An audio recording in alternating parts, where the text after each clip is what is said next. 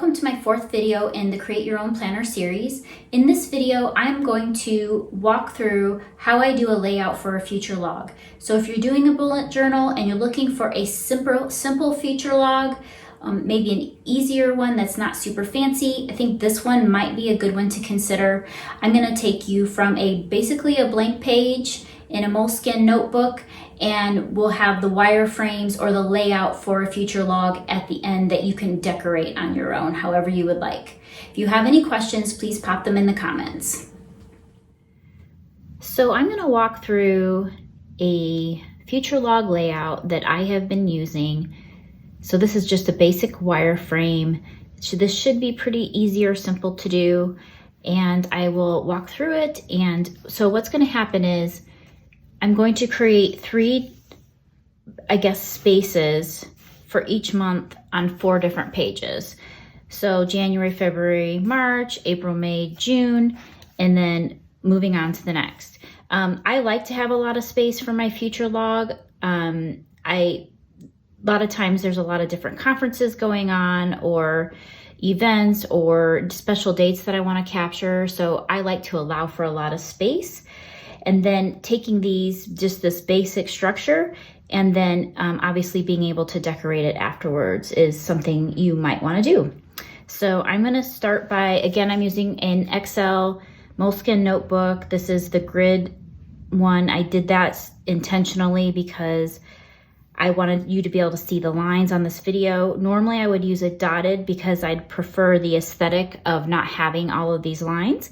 But this is really just more for instructional purposes. So what I'm going to start by doing is I'm going to create the outlines, and I actually like to leave a lot of space for the heading up here. So I'm going to actually leave 3 squares, and I'm going to come 1 square in. So I don't count the partial squares at the top and the side. I start with the full squares. I'm going to put a little dot right here. That's where it's going to start the top of my very first structure.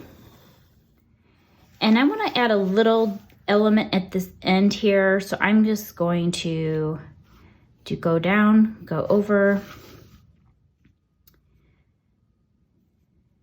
right here. And from here, I'm going to count down 12 squares.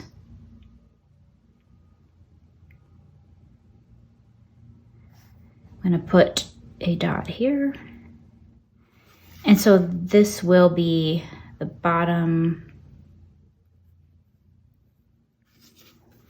I'm going to connect these. And again, I'm using a pencil because I do like to go back over it. I like to be able to erase if I make a mistake, which happens pretty much all the time. And then I come down 1 square. And again, this is just because I want to make it a little more, not just a box, a little more interesting than a box. So what I'm going to do is work on this side, and I'm going to put a little element here. I want to put a diamond here just to kind of add something that I can color in from a decorative perspective. So I'm going to count down 1, 2 squares, put another dot, and I'm going to connect.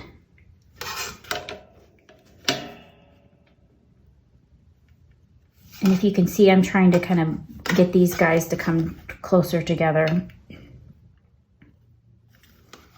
make this edge. Again, if you just want to do a square, because this is too fancy or too... And then I'm going to take these dots and connect to create a diamond. And this is the start of where I'll be putting, where there's a space for the month. So I'm going to start with this square right here. So it's about 1, 2, 3 in from the edge. Again, not counting this one on the end. And I'm going to count out 9 squares. I'm gonna put a little dot here just so I know about it, where it goes. And I'm also gonna have the width be about 2 down so that it's flush with this, meets up with this diamond. And then I'm gonna create another point down here, utilizing. So that's where my first month will go.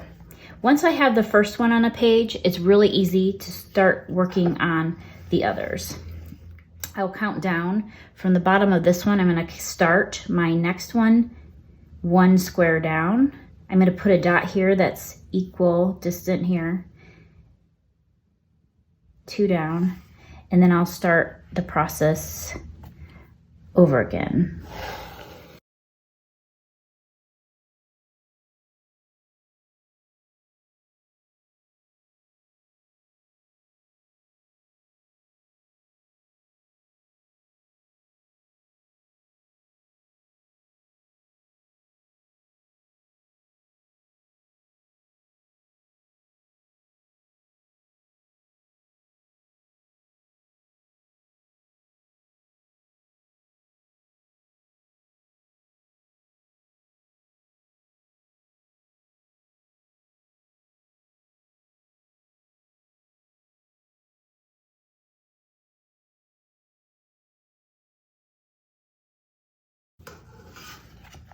And now that I'm moving over to the other page, I can use this as a guideline with my ruler.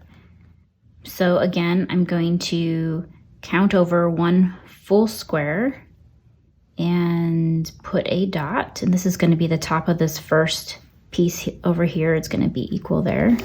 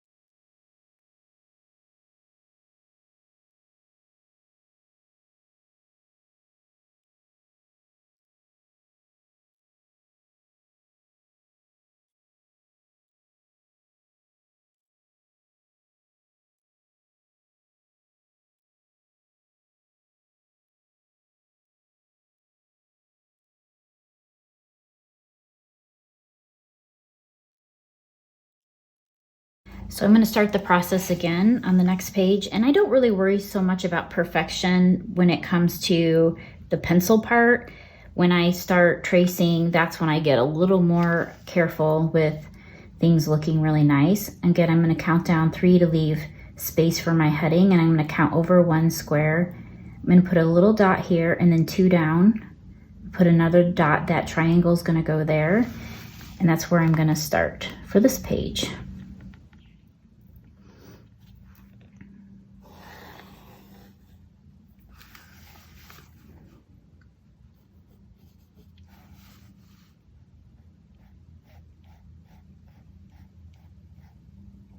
Counting down 12. And actually, sometimes you can cheat, I don't know if it's really cheating, and see through the page as a guide, depending on how heavy your pencil is. But a lot of times you can also just kind of see through what you did on the other page.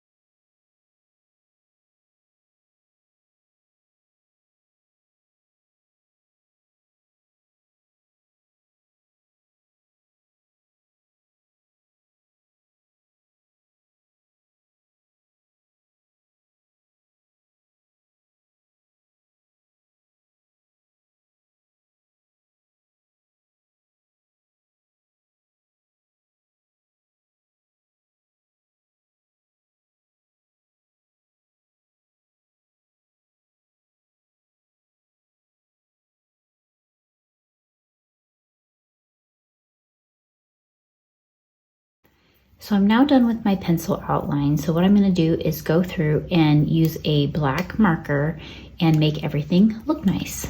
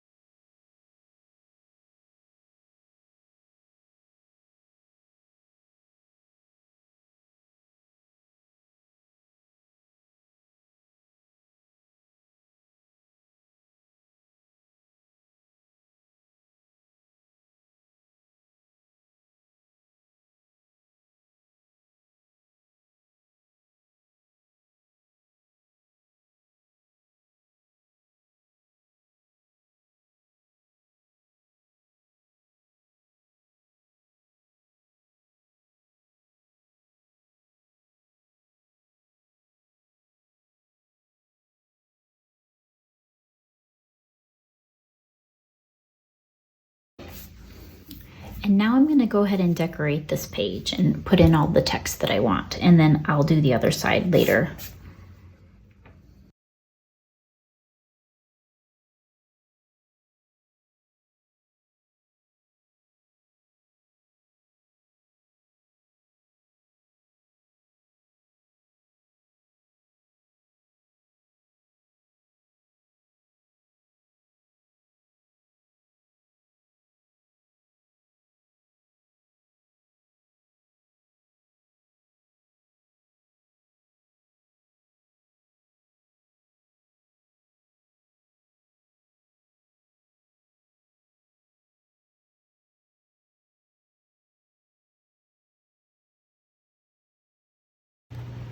All right, so just added some creative touches, just a little bit of color, and I'll flip over and do the next page. Thanks for watching this video, and please drop any questions in the comments. Thanks.